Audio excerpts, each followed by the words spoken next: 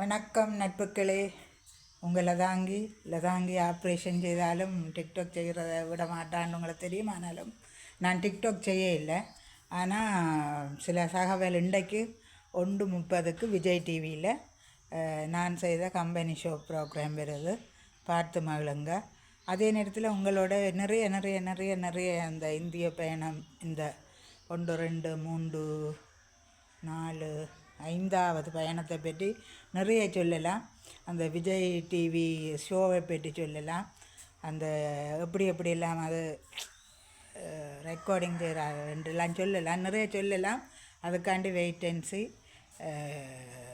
Wait பண்ணி பாருங்க. இப்போ இன்றைய சொல்ல வர தகவல்ண்டு பார்த்தீங்களேண்டா, நீங்கள் நினைப்பீங்க என்னடா மனசு கடன் அண்டு காணிக்க கட்டணும், அங்கே கட்டணும், இங்கே கட்டணும், இந்த மனசு ஓடி தெரியுது இந்தியா கண்டு. அதுக்கு உண்மையாக நான் சொல்கிறது, எனக்கு ஒருத்தராலுமே உதவி இல்லை. எனக்கு இதுவரை இந்த நட்போ இந்த சொந்தமோ ஒரு சதத்தை தந்தது இல்லை. எங்களோட பிள்ளைகளோ சரி, அதை அன்பளிப்பாக சில வேளை ஒரு ஃபங்க்ஷனுக்கு நாங்களும் கொடுக்குறோம், அவையும் தெரியணும், அது வேறு. மற்றும்படி ஒரு பிள்ளைகளோ உறவோ நட்போ ஒரு 5% கொடுத்தது இல்லை. அப்படி இல்லைன்னு பார்த்தீங்கன்னா, நான் முன்னுக்கு செய்த உதவிக்காண்டி ஒருவர் என் பர்த்டேக்கு 50,000 போட்டார். ஒரு டீச்சர், ஒரு ஆள், அதாவது அவருக்கு செய்த உதவியின் காரணமாக. அதே போல் பின்பு நான் கடனில் இருக்கிறேன்னுன்ற உடனே ஒரு 50,000 போட்டாள். அது நான் செய்த உதவிக்காகத்தான் கிடைத்தது. அதை விட இவரிடமிருந்தும் எனக்கு ஒரு 5% இல்லை. ஆனால் என்னுடைய சிக்கனம், அடிக்கடி உங்களுக்கு சொல்கிறேன்னா, என்னுடைய சிக்கனம், கண் ஆப்ரேஷன் செய்துட்டு கூட ஆட்டோவில் வேற யோசிச்சுட்டு நடந்து வந்துட்டு திரும்ப போய் ஆட்டோவை பிடிச்சி வந்த ஒரு ஆள், சரியா? அதே போல் இந்த மண்ணெண்ணெய் ஊற்றி அடுப்பு எரிக்கிற இல்லைன்னு சொல்லியிருக்கிறேன். கேஸை பயன்படுத்தாமல் பிறகுதான் அதுவும் பெருசாக பயன்படுத்துகிற இல்லைன்னு சொல்லியிருக்கிறேன். அடுப்பு எரியாட்டா ஊதி எரிக்கிறத தவிர நெருப்பு குச்சை தட்டி போடுற ஆள் இல்லை. இப்படி நிறைய சொல்லலாம், சரியா? அளவுக்கு அதிகமாக உடுத்த ஆள் இல்லை. என்னட்ட வசதிக்கு நான் நிறைய உடுக்கலாம். அந்த காலம் உடுக்க இல்லை, இந்த காலம் அது சர்ச்சையில் வந்து சேருது, அதால் உடுத்திக்கொள்கிறேன்.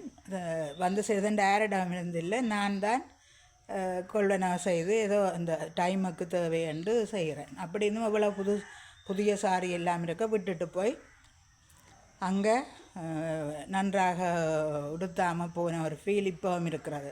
விஜய் டிவிக்கு நன்றாக நான் உடுத்தி வெளிக்கிட்டு மேக்கப் பண்ணி போக இல்லைன்ற ஒரு ஃபீல் இருக்குது. இங்கே வேறு ஆக்களுக்கு கொடுப்போம்ண்டு வேணா க்ரீம் லிப்ஸ்டிக் எல்லாம் இருக்குது. அப்படிப்பட்ட ஒன்றையுமே கொண்டு போகாமல் இயற்கையான முகமும் இயற்கையான உடை அதோடு போய்த்தான் அந்த பார்ட்ஸ் பண்ணியிருக்கிறேன். அப்போ என்ன சொல்ல வரேன்டா, எனக்கு யாருடைய உதவியும் இல்லை. 5 தடவை போய் வரதுன்ற உண்மையாக பெரிய ஒரு சாதனை. அதிலும் எல்லாருக்கும் தெரியும், விஜய் டிவி என்ன நடுக இந்தியா போய் வாரா, என்னத்தை செய்யுதா, என்னத்தை யாரோட ஒரு ஆக்டரோட கூட நடக்க இல்லை, ஒரு ரெண்டெல்லாம் விமர்சனங்கள் போய்கொண்டிருந்தது. அந்த வகையில் இந்த பயணம் மிகுந்த நன்மை பயனையும். அதில் இன்னொன்று சொல்ல விரும்புகிறேன், உங்களுக்கு தெரியும், பலன் தான் எல்லாமே பலன். 100% தாங்க பலனை நம்புகிறேன். ஆனால் கடவுளை நம்ப இல்லைன்னா பலன் என்பது தான் எங்களுக்கு ஒவ்வொன்றுமே அமையப்படுறது. இப்போ பார்த்தீங்கன்னா மேட ராசிக்கு இப்போ பலன் போய்கொண்டிருக்கு, என்ன விரயம் என்று சொல்லுது. அதுபோல் நான் ஒவ்வொரு இடத்திலும் ஒவ்வொரு பொருளை விட்டு அல்ல யாருக்கும் கொடுத்துட்டு அப்படி விரியப்பட்டுட்டு இருக்கிறேன். அதை விட நல்லது நடக்கும்னு சொன்னால், இப்போ எனக்கு நல்லது 14ஆம் தேதிக்குள்ளேன்னு சொல்லி நான் இந்தியாவை இந்தளவு ஒரு 10 நாளில் இவ்வளவு விஷயம் செய்துட்டு வந்திருக்கிறேன். அதால் எனக்கு எந்த உதவியும் யாரிடமும் இல்லை. அதுக்காண்டி நான் ஒரு இடம் போய் கையேந்தவும் இல்லை. என்னுடைய நகையை விற்று நான் போய்கொண்டிருக்கிறேன், அதுதான் உண்மை. அப்போ கனவே யோசிப்பாங்க, இங்கே இந்த மனசுக்கு இந்த பெரிய வீட்டை கட்டினா பிள்ளைகளின் விஷயங்கள் பார்த்தா பிள்ளைகளின் நிறைய அலுவல்களை செய்து கொண்டிருக்கிறா. எப்படி அவருக்கு இந்த பணம் வருதுண்டா சேமிப்பு, முக்கியம் சேமிப்பு. அதை விட பார்த்திங்கன்னா அநியாயமாக செலவழிக்க மாட்டேன். 2வது தேவைக்கு கட்டாயம் செலவழிப்பேன், அநியாயமாக செலவழிக்க மாட்டேன். ஒரு தியேட்டருக்குள்ள போய் ஒரு சோடா வாங்குறேன்றாலும் யோசிப்பேன், சரியா? அப்படி தான் நான். அதால் கனவேர் யோசிச்சிருந்தால் அதை யோசிங்க. லதாங்கி என்ற சிக்கனம் தான் இவ்வளத்துக்கு லதாங்கி வாழ வைக்குது. அதால் இன்றைக்கு 1:30க்கு நீங்கள் எல்லோரும் பாருங்க. அதில் என்ன வந்து செய்கிறனோ கூத்தாடுறனோ தெரியல. நிச்சயமாக இந்த நாங்கள் இணையத்தை சொல்லலாம். இணையம்ன்றது எங்களுக்கு தீமை நன்மை என்றெல்லாம் பேசிக்கொண்டிருக்கிறார்கள் பட்டிமன்றத்தில் சரியில்லாமல். ஆனால் என்னை பொறுத்தவரை எனக்கு நன்மையை செய்திருக்கேன்டா சில அன்புள்ளங்களே எனக்கு தொடர்பாக்கி விட்டுருக்கு. அந்த வகையில் 3 அன்புள்ளங்கள்.